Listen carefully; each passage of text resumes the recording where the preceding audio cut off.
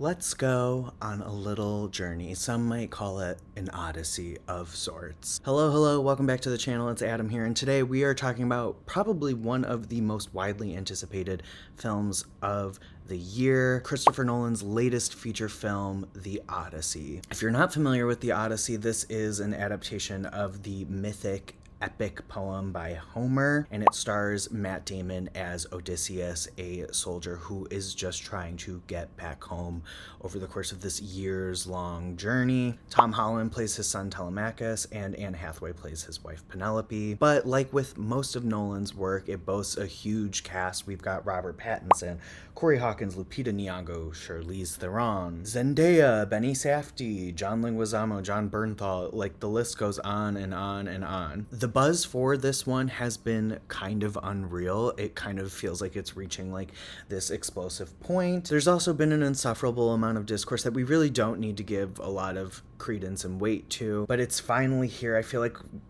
but the point is that we've been talking about this movie for ages. Since it was announced, the tickets went on sale a whole year early. We've been talking, and the time is almost here. I'm not Nolan's number one boy. I kind of sit in the middle with him. I really like Oppenheimer. I think Dunkirk is really good. I do think he has yet to top Memento. I do not like Tenet.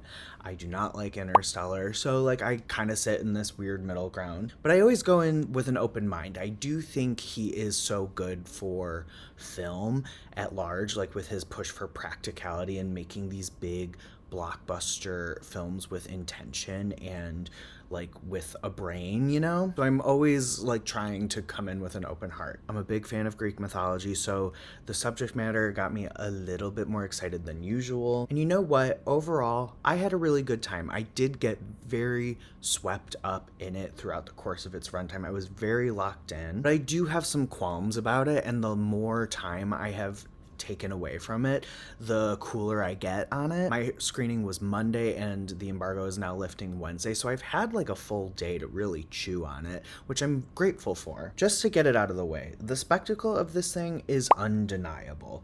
It is truly a technical achievement. There are moments, there are set pieces, there are these big like ships and monsters where I'm like, how did we pull this off? How did we pull this off? It is kind of just utterly marvelous, and it's so thrilling, and it's like the kind of thing you want when you go to the movies, right? There was like no expense spared. Everything is really big and grandiose and epic, dare I say. And I just think in general, when these movies opt for practical effects and practical sets, it just pays off in the long run. I just think it only makes the movie better and more tactile, and it looks better. Cinematography really popped off there. I think it looks gorgeous on the 70mm. Hoyte van Hoytema is so intentional with the camera. There are some shots that like the way he frames it and like what he is capturing in frame is so smart. This is just a big movie in every way, and I think if that's what you want out of this, you're going to be really excited and you're really going to enjoy yourself. The magnitude of it is also just bolstered by this knockout cast. I don't think there's a single like bad performance in the bunch. Some are stronger than others, some get more to do than others, but I think everyone is really bringing their A game and no one is getting swallowed up by the scale of the film. Matt Damon really surprised me with this. It was so surprisingly restrained. I think he like really makes it an internal performance as Odysseus is really grappling with the aftermath of war and like what it means, and I think it's a really great turn for Matt Damon. Robert Pattinson is just delicious in this. He's so slimy and so like evil and sinister. I think he's just continuing to prove people that like he's one of the best of his generation. I love what he's doing here. Anne Hathaway rocked my world. She absolutely rocked my world. I loved her portrayal of Penelope. There was an interview where she talks about like her fire and her passion for her husband, and like that informed a lot of her portrayal, and there is so much fire beneath this performance. There's so much going on. There's so much conflict and turmoil. You know, this woman feels abandoned and she is lonely, but she is trying to remain hopeful, but she has all these suitors in her home like breathing down her neck, and all these men telling her what she should and shouldn't be doing. She for sure was like my biggest standout. I will not be surprised if she like makes an awards run. Like I think she's that good. My MVPs of the movie were actually Samantha Morton. She plays plays Cersei. She's really great. Really, really great. I also loved John Leguizamo in this. I think he is giving such like a beautifully bizarre performance. Like there's some comedic levity in there, but there's also like this anguish. It really, really was so stunning. He was my secret MVP of the whole movie. Other performances, I think Tom Holland is good in this, right?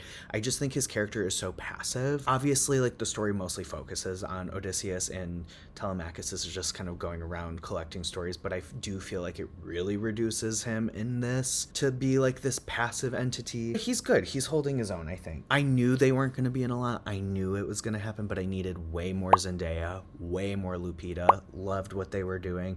Lupita in particular, I would have watched hundreds of more hours of her. Really liked Elliot Page's limited screen time. It was really cool to see him in this kind of role and like getting to deliver this kind of performance. I think it's been a while since we've seen him in like a big thing like this, so that was really fun. I do actually take back what I said earlier about there not being one bad performance. I think Charlize Theron is actually pretty wooden as Calypso, and granted, like that character doesn't have much to work with in this adaptation, which is a bummer because Calypso is an interesting character, but she is mostly reduced to just like asking Odysseus about his memories and being like, remember, and then just sitting there. So like she doesn't get a lot to do, but she's very like wooden and kind of bland. I think where this movie also really shines is when it is meditating on the impacts of war and violence. You know, people have been talking about like a PTSD component for Odysseus, and that's very much there and present. We are really like stuck with him as he is reckoning with what he witnessed, what he did,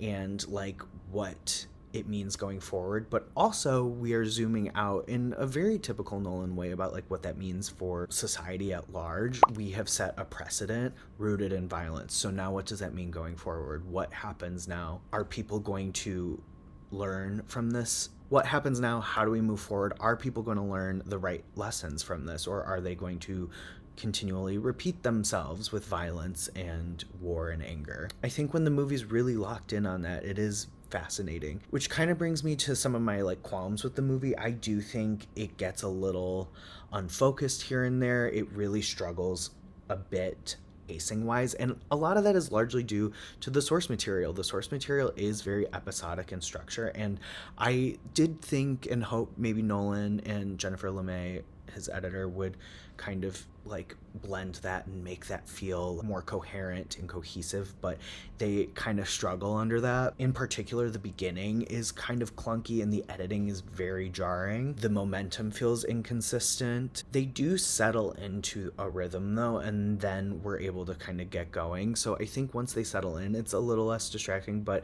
I do think they struggle under like the structure of the source material and the weight of it and all that. I also think outside of the themes I was discussing earlier, like this movie did not hit me emotionally very much. There's like these moments that should be very emotional, and it didn't like really hit for me there. We arrive at these places that are supposed to be like these big emotional beats, and they feel very underplayed. This was also a fear I had going into it, and I think the movie ultimately ended up being what I thought. I think Christopher Nolan really prides himself on the groundedness he brings to the work he does. It was a big talking point with Batman especially, but I was worried that his prioritization of groundedness would kind of dilute the mysticalness of the Odyssey, and I think it really does here. He sets the tone from the jump. Even at the very beginning, there's a title card that says, in an era of apparent magic, and that kind of already said to me, I was like, oh, we're gonna like not fully go into like the mystical magical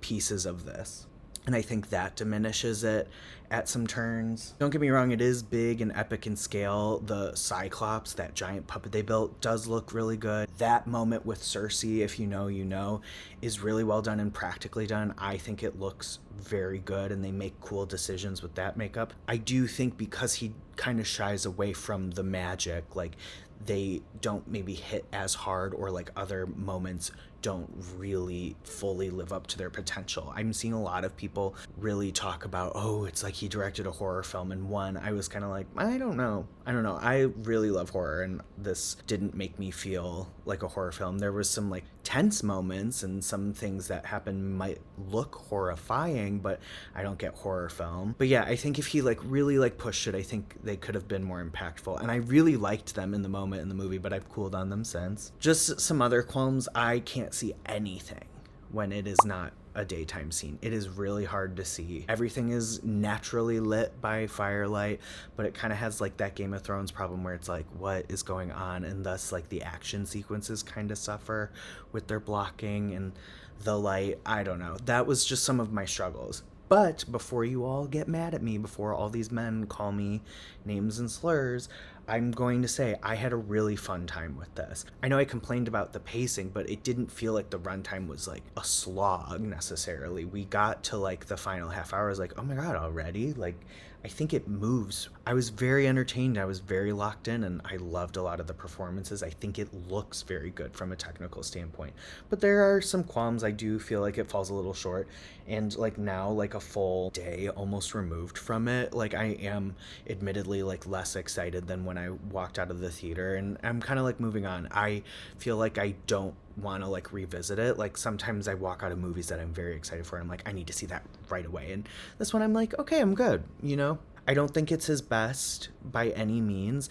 I think a lot of early people who saw it at like the first and foremost screenings, who are calling it like a masterpiece and one of the greatest movies ever made, are kind of overselling it, especially when like Oppenheimer's there. I think if you're very familiar with the text, you might have some qualms about how it was adapted or like what got emphasis. I think if you're just looking for a fun, big spectacle time, if that is your priority, you are going to have a blast with this.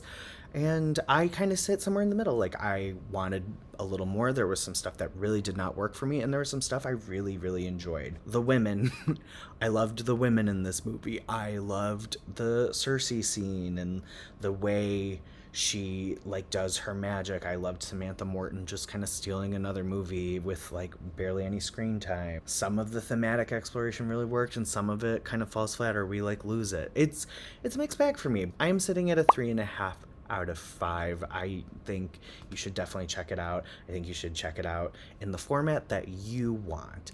But I do recommend like as big a screen as possible. I think the 70mm print looks really good. You can't go wrong with any of these formats. Thank you so much for tuning in. Make sure you do all the things you're supposed to do with the YouTube channel. Make sure you like, comment, subscribe, share, follow me everywhere, and I'll see you on the next one. Bye!